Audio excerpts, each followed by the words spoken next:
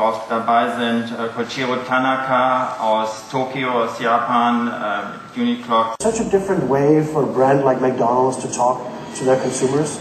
And the feedback we've gotten from consumers who were involved in this, and more than 2.5 million people engaged with this, was that it just changed their perception of McDonald's as a brand and made them admire them much more.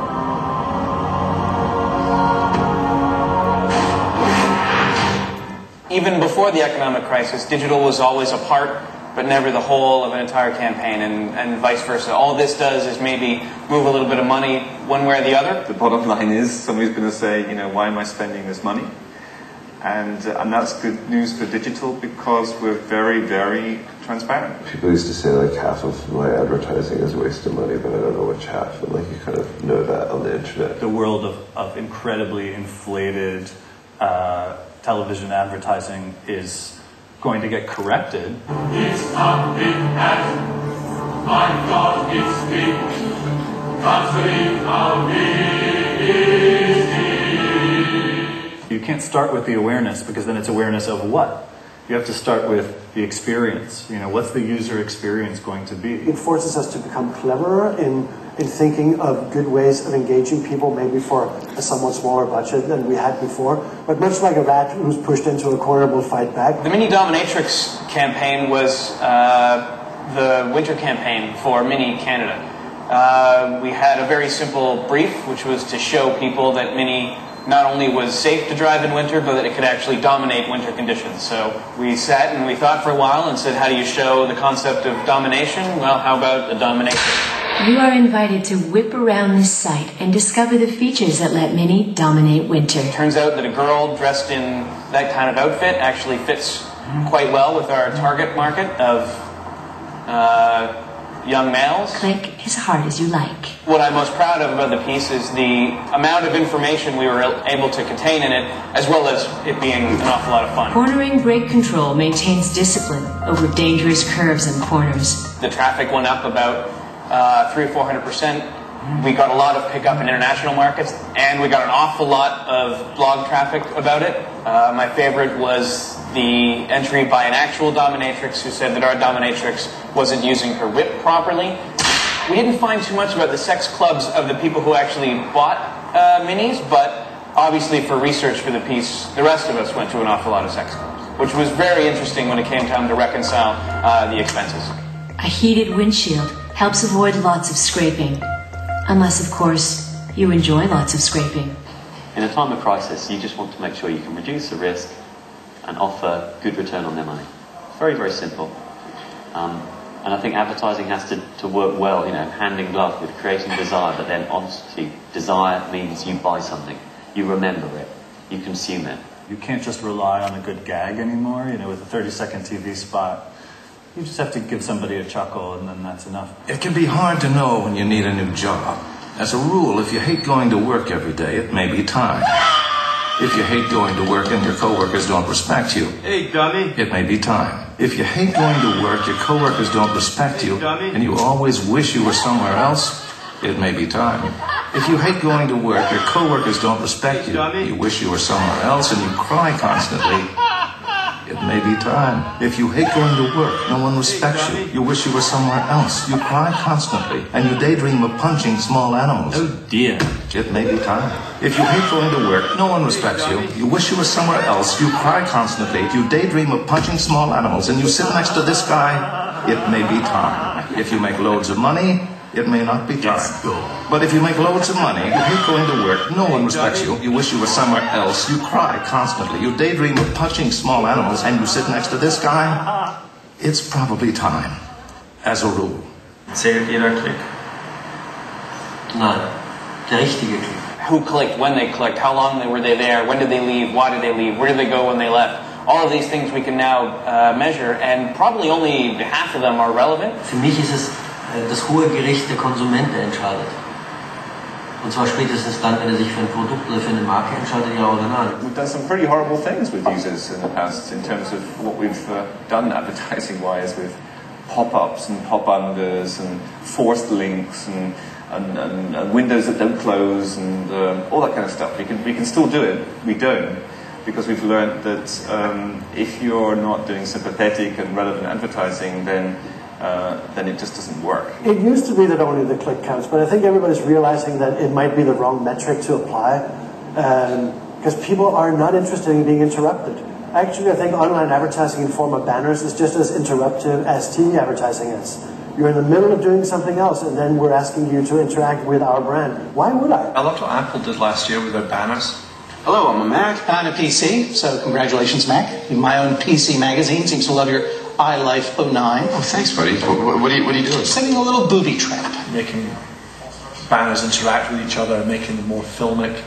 Anyone who clicks on this button is going to get a mild electric shock. Yeah, don't do that. That's never going to work. Oh, it's going to work. Please do. Watch. Oh, boy. What just happened? They made banner advertising entertaining, and banner advertising has never been entertaining. If you put some relevant content into the flow and allow people to say, wait a second, I'm going to do that later, and sort of sow a seed in people's minds, I think there's certainly a possibility for that to work. Ein Beispiel aus unserem Haus, wie sowas zumindest in einer Art und Weise konsequent umgesetzt wurde und noch erfolgreich war diese Horst-Schlemmer-Sache für Volkswagen. In Deutschland werden die Frauen knapp. Die Ausgangslage war, wie schaffe ich es, einen relevanten, interessanten und sinnvollen Anhaltspunkt oder Content zu schaffen für die Marke Volkswagen, die nicht nach Werbung aussieht. Auch ich als Mann muss jetzt aufrüsten. Und da haben wir diese bestehende Figur Horst Schlemmer von HP Kerkeling genommen und haben seine Geschichte erzählt, weil er festgestellt hat, dass er nur an Frauen kommt, wenn er das richtige Auto hat. Ich interessiere mich für den Wagen. Um ein Auto zu haben, muss er natürlich den Führerschein besitzen und dafür hat er den Führerschein gemacht und das Ganze in seinem Blog dokumentiert. Nein, ich möchte jetzt fahren. Es ist doch eine vollkommen ungefährliche Situation. Der Höhepunkt war dann, dass RTL das gesamte Material dann zu Primetime dann freiwillig und umsonst dann auch gesendet hat. Ich hätte den Führerschein gerne jetzt. Ich habe mit dem Dieter Schulte, ja, das ist ihr Schwager. Der Dieter hat auch schon Geld dafür bekommen. Ich habe den Führerschein, ich habe bestanden. Wenn man es richtig angeht und konsequent beim Denken auch ist, dass man Ergebnisse erzielen kann, die man normalerweise nicht erzielen würde, wenn man diese Veränderung im digitalen Denken nicht berücksichtigt. Das ist alles Quatsch, was die uns erzählen. Da wisst ihr Bescheid. Ich hab's vorher gesagt. Hier, hätte das. Mach dich nicht verrückt, ne? Du weißt Bescheid. Lecker Häschen. Man braucht auf jeden Fall die Plakativität der starken Idee am Anfang, um reingesogen zu werden. Und danach zählen Mechanismen wie, kann ich es mit meinen Freunden teilen? Was hat es mit mir zu tun? Habe ich wirklich einen Benefit davon? Macht es mir Spaß? You really have to stay with one foot in technology and one foot in creativity. Because when you can use technology in a creative way or apply creative thinking to an existing technology, that's when you really get the most interesting projects done. Es gibt viele Entertainment-Geschichten, die mich engagieren, weil sie versprechen mir was dahinter kommt. So ein Favorite war von Nokia, ein Spiel, was wie ein Film war, was mir wirklich in hoher Qualität einen Film gibt, wo ich dann noch mitspielen konnte, was mir dann eine Message mitgebracht hat hinterher, wo alle sich das gegenseitig weitergeschickt haben. Oder Dinge, die halt auch im Internet nur allein stattfinden, wie diese Burger King-Aktion, wo du 10 Freunde kicken musst aus deinem Freundeskreis, um einen Whopper zu bekommen. Das sind Sachen, die sind so schnell und die sind so in den gängigen, funktionierenden Netzwerken. One of my favourite campaigns is Diesel and the Heidies. The client was really committed to the medium, and we grabbed it and came up with something radical. The whole concept was 2 models called Heidi who kidnapped a Diesel sales rep and held him hostage in a hotel room for 5 days. You're going to keep us live on Diesel.com and you're going to change Diesel to Heidi. So they wouldn't let him go until they made him the model for their underwear, because it was an underwear range that they were launching. That was all then obviously filmed live and shown live on Diesel.com, fed through to YouTube, etc., etc. The whole point was getting consumers involved. There was a live blog, the consumers could dictate what happened in the room, so to speak. And this lasted for 5 days. So throughout that 5 days, we're monitoring how many people are coming on, how long are they coming on for, what are the things that consumers relate to. More importantly even than that is we can see who's recommending, who are our advocates. Because once we have and we understand who our advocates are, they're our most powerful media. We can actually see and use that data and then recontact them re-engage with them. And that is the future. That's the future of marketing. The creativity stimulates the interaction. When you're coming up with your creative campaigns, you also think about how you're going to track the success of that. You know, then you know very accurately whether or not you've succeeded or failed. Man muss auch wissen, wie man diese Daten einsetzt und wie man sie interpretiert, und man muss sie auch mit einer gewissen Art von Verantwortung anfassen oder verarbeiten. Aber wenn man es richtig macht, ist es ein zusätzliches Instrumentarium, um Marketing effizienter zu machen. I get a kick out of knowing exactly when I did a good job or not, and it's like a game sometimes. Like you can see, you get a score, you know, and it happens in real time. Like you can log in and like kind of check that out. So as somebody in the creative or marketing side or in interactive field, like you get all this feedback that actually I think is really motivating, and if you're doing badly, you're just like, oh, I lost, and to do better next time. I don't want math. I don't want Facebook numbers. Everybody looks at it and it means nothing to everybody. I want the people it's aimed at to really get it and really care. And then I can do small pieces of work for the right people. I went to school, I went to quite a rough school. This kid used to come up to me in school, he used to go, do you want to fight? Yeah, do you want to fight? And then he'd say, who do you know, yeah? Who do you know? My cousin's Big Dave, yeah? Big Dave, he's my cousin. Yeah? I'm quite middle class. I say, my cousin, she's called Poppy. Every time I show people this thing, I create 10 people who are now the ambassadors of this brand. They will carry it and show 10 people.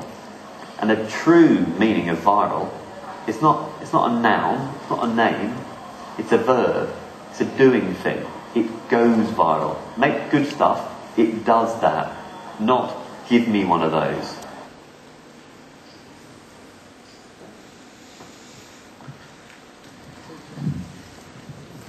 We don't create advertising, but we create things that advertise. I know that sounds like a bunch of crap, but if you create things that are meant for something more, meant in some sort of higher calling, an offering from the brand, a conversation with the consumer, a true open door for an exchange of information or a proposition or for excitement, whatever it is, if you truly have that in your strategy, if you truly believe that as a brand, you're creating something that the consumer's interested in, and thereby it ends up advertising. And so with Orange last year, and again this year, they sponsor Glastonbury. At Glastonbury, which is the biggest music festival in England, you don't want to see a logo. You want to see muddy fields, you want to see Oxfam, and I want to see Michael Eavis. So they would normally hand out 200 tickets for the people to win and enter a competition, but only 200 people would be happy. The other thousands would be really pissed off they haven't won.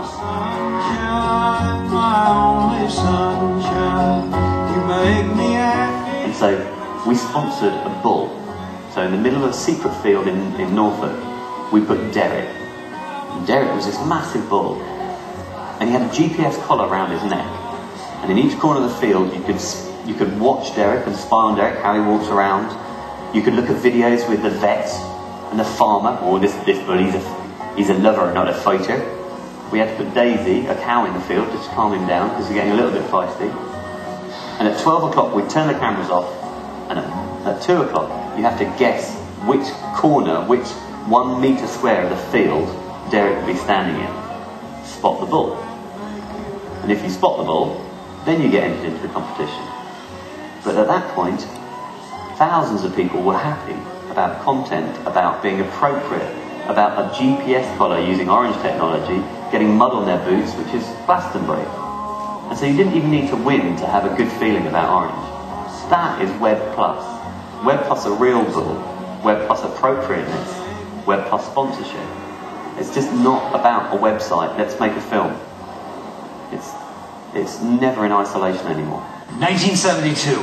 The United States government is on the verge of collapse. I'm sorry, can I just interrupt you right there? You've got the most incredible blue eyes that I've ever seen. Man, well, you can swim in them. Thank you. I'm talking about a remake of All the President's Men, the story of the Watergate scandal. I would play the journalist Bob Woodward, the character Robert Redford played in the original. Oh my God! Rob looked just right at me! I'm sorry, I just woke up. Did I miss something? Oh, it was your pitch. Boring. Let's think of something else. I'm hearing water. Water. Rob Lowe in the water. Okay, how about this? Instead of you playing a journalist, you play a lifeguard. Yeah, I love that. Excuse me? You bring down a corrupt Coast Guard using video calling to Deep Throat on your orange mobile phone. Yeah. Come on. It doesn't make a whole lot of sense. Deep Throat's identity was a secret and there were no mobiles in 1972, but that's beside the point. I'm not going to play a lifeguard. Baby, just relax. Oh, try these bad boys on for size. I'm on right here. Would it be a bad thing if I just strangled you with these right now? As long as you look at me while you're strangling me, I'd be fine with that. I'm out of here. Arts and Entertainment Network, A&E in the States, had gotten Ridley and Tony Scott's production company, Scott Free, to shoot an updated version of the Andromeda Strain, and they wanted sort of an interesting way of getting the story out. So we did a very traditional side of the campaign. Here's a website you can visit to learn about the actors and bios and all of that stuff. And then we did this other campaign, totally unrelated but parallel to it, where we invented a character named Andrew Tobler, who is a journalism student at Berkeley, but he comes from the town in Utah where this whole movie takes place. So we're sort of layering a new narrative on top of it, and what we put there the first day was just a single blog post, and it just said, my name's Andrew Tobler, I got this strange voicemail from my sister back at home, and now I can't reach anybody in the town, and I'm wondering what's going on, and this is the only thing I could think of to do. The day it launched, it was the 54th most searched for thing on Google. It generated hundreds of comments on the blog. I wish I could wire you money to help you. And we also created a little bit of opportunity within Facebook, talking about the social network. So we created a profile for him and let people interact with him on that. So he ended up in 6 weeks or so with 3,500 friends on Facebook. And he sent messages out through Twitter. So it was a way of having a very casual experience, a 2 or 3 minute experience. You didn't have to dive really deep. It was this sort of serialized narrative that you could experience. You could sort of decide how much time you wanted to spend with it. We just took a simple blog and we turned it into one of the most compelling experiences we've ever made. We were to create an experience to launch a new sex lube called Yours and Mine. Lube, lube. And we created this little interface and this sort of kind of erotic spiral that people interacted with, and it was a never-ending loop of things that people said to us about what they thought sexy was.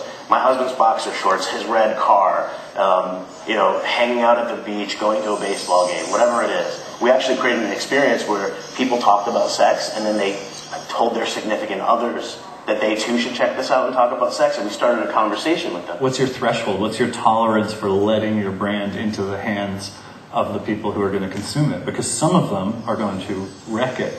We had, all kinds of interesting comments. I would say nothing that our client was uncomfortable with, and nothing that would be, deemed like irresponsible or not postable. All opinions are expressed in a digital world, and they're going to be doing it on whatever platform you build. Es ist so, als wenn andere Leute sich über einen unterhalten. Und entweder man kann dabei sein, oder man kann es bleiben lassen. Und ich würde immer präferieren und meinen Kunden raten, stellen Sie sich damit dahin, wenn Sie über sie sprechen. The CNN campaign we thought was a great idea. It takes your favourite headline from the day from CNN and lets you publish it on a t-shirt. So it takes something that you find in the online world and lets you take it to the offline world. We added this little button next to some of the headlines on the main page of CNN, which gets like millions and millions of visitors a day. There's a little t-shirt icon, and if you click it, you can buy a t-shirt with the headline of the article that you're reading, and they're printed digitally on demand, and they're shipped out in like 2 days, and they're for sale. But it's like a marketing campaign to sort of get people to look at CNN in a different way, and then also on the street to sort of wear the news. It's been really successful in terms of like kind of traffic and awareness. It's a funny new context for news and personalization, like the number one headline is 1 in 3 workers hungover at the office, and people here actually just wear the shirt in when they're over at the office sometimes. The thinking of it is so smart that you can be of the moment and not only drive engagement with the brand and pop culture, but to to be so active in the social media space like that on a giant portal property like CNN is very, very cool. For us, the web works much better when it's in conjunction with something. So web plus advertising, web plus PR, web plus anything that is real in the real world. We did a fantastic bit of digital work for Foster's. Foster's Scuba, which is a widget inside a can. We took a huge tank in a marina that normally trains divers, and it's a clear glass tank holding something like 5 million gallons of water, and we siphoned it out and we filled it with Foster's lager, and we had a miniature submarine that was scuba, and it went round and it zapped all these bubbles. We released bubbles from the bottom of the diving case, and the scuba went round and zapped all the bubbles, because the smaller bubbles make a smoother taste. And the fantastic thing is that you could operate this miniature submarine online on your keyboard. Just by doing that, you operate this miniature submarine. It was fantastic. Obviously only one person could do it at a time. It happened during real life time. And the one who zapped the most bubbles went up to the top of the charts, and they won a trip to Australia to drink Foster's lager in its home country. We've created the world's first interactive chocolate bar for Fat Pig chocolate, and you hold it up to your nose and you become the pig. Simply make your pig face and then upload to the pig gallery. One of the interesting things about Fat Pig as an idea, there is no more analog media than packaging, but the idea is interactive. The only thing we did was put one picture of the packaging on one design site, and it exploded. We've been doing lots of stuff with Mentos. We have a kiss competition at the moment running where people can send in their craziest kisses. The best way of doing interactive advertising is to say, here is the brief. You go out and you tell us what you think it's about, and involve them in developing a campaign that is as much driven by the users as it is by the client. And the Crazy Kiss competition idea is a very simple idea that everyone understands, whether you're 5 or 50. The modern web, the web of the campaignless digital landscape, where it's a web full of people and products and transparent conversation where I can see your face, you're not hidden behind a computer, is a very different web. And some agencies and some brands understand that, and they understand the humility around that, and I think others trying to sell candy to a baby or shoot fish in a barrel. Zappos has an amazing strategy of just open door, honesty, engagement with the consumer. And the CEO of Zappos has several thousand people following him on Twitter. Literally every single person that works at Zappos as well has a Twitter account. It could be the biggest conversation, the biggest brand being talked about or talked with online. Ich glaube, die Leute haben keine Lust mehr auf Werbung. Wenn ich mit manchen Freunden spreche, die gut connected sind, die wollen nicht mehr von einer blöden, miesen Kampagne betrogen, angelogen werden. Die wollen vielleicht noch schöne Mädchen sehen in neuen Klamotten von der neuen Kollektion von Marke X. The expression in the internet, there should be the space for interpretation. It's not enough, it is simple. It's easy to understand. On the other hand, it should be some complexity to drive interpretations. It is a combination of simplicity and also complexity. The name Uniqlo, one word, the connection between clock, dance, and sound, very unique. And people generate the interest and want to talk about interpretation. It is the concept of Uniqlo. I wouldn't necessarily say there's trends, except for, applications. The iPhone seems to be, and just mobility in general seems to be having a powerful resurgence, just in the sense that the user and the consumer are way more in tune with it than ever before. The iPhone, the fact that it's a phone doesn't really matter at all. It's the first really portable computer. It has completely changed the way I think that everybody accesses data on the go, and it's sort of a look into how we're going to interact with digital media in the future. We're not going to be tied to the big screen, the computer in the office. We're going to be doing it wherever we are. People are creating more applications and utilities that are sort of more single use, you know? So you have like a Maps application instead of a web browser, that one of the websites you can go to is Google Maps, you know? And parceling out like those tasks turns it into a little bit more of like a Swiss Army knife of individual functions that you carry around with you. And for an awful lot of people, that's actually going to be enough. The best way of using mobile is as a complementary media to traditional media channels. It interconnects the stuff that you do with posters and film and TV and cinema, whatever, with real life. We've come up with something we've done for Nike, which is Nike Photo ID, which allows me to take a picture of something, anything I think is interesting, and the two dominant colors will be put on a pair of shoes, and a picture of those shoes will be returned to you. You can now buy those shoes.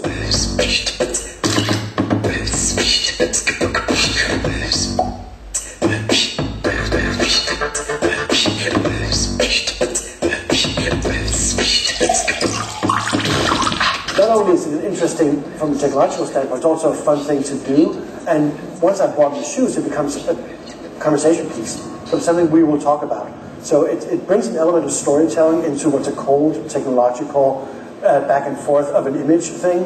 But the emotions is what you bring to it once you have the purchase and once you have the story to tell. And I think it is important as we move forward as an industry, and both creatively and from a business perspective, we take into account the full scope of the potential of the digital medium and not just shoehorn it into interactive or mobile or web. More companies are going to grasp that it all starts with digital, and everything else kind of forms in a vortex around that. The internet just sort of opens a lot more doors for adventure, so you have to look for somebody that has a sense of adventure, you know. It is the Wild West, and nobody really knows what's going to happen next.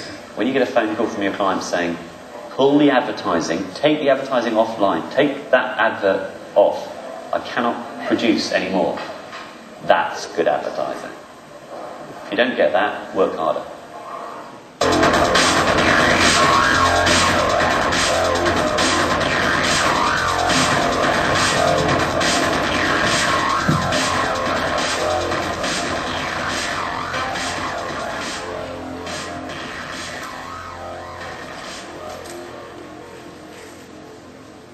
Yeah, we're coming now to the highlight of the panels. The next panel is being presented by Justin Pierce.